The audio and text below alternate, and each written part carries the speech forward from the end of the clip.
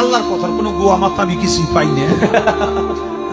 আল্লাহ যে কইল প্রথম সৃষ্টি আমার এশ, প্রথম সৃষ্টি আবার কয় আমার আশ, প্রথম সৃষ্টি আবার কয় নূর, প্রথম সৃষ্টি আবার কয় রূপ। আল্লাহ এক মুখে যে এত কথা কয়, আল্লাহর মুখ কয়টা? এক মুখে যে দুই কথা কয়, হ্যাঁ মুখ কয় না হুক কয়?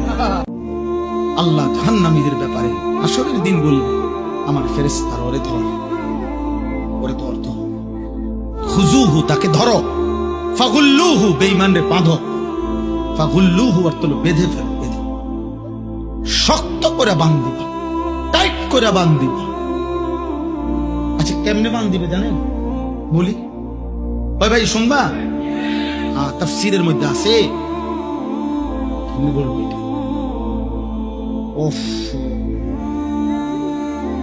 কোন মানুষকে যে সেলাই করে, অ্যাক্সিডেন্ট হইলে যে মানুষকে সেলাই করে না, সেলাই মানে কি? সেলাই মানে হলে সুই দিয়া সুতা গোস্ত সহ এরপরে উঠাইয়া বাঁধ, এটারই তো কয় সেলাই। 3টা সেলাই লাগছে, 5টা সেলাই লাগছে, কয় না?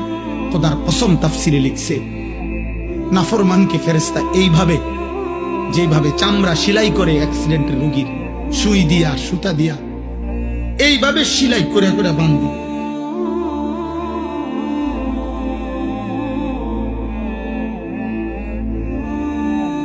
খুজুহু ফাগুল্লুহু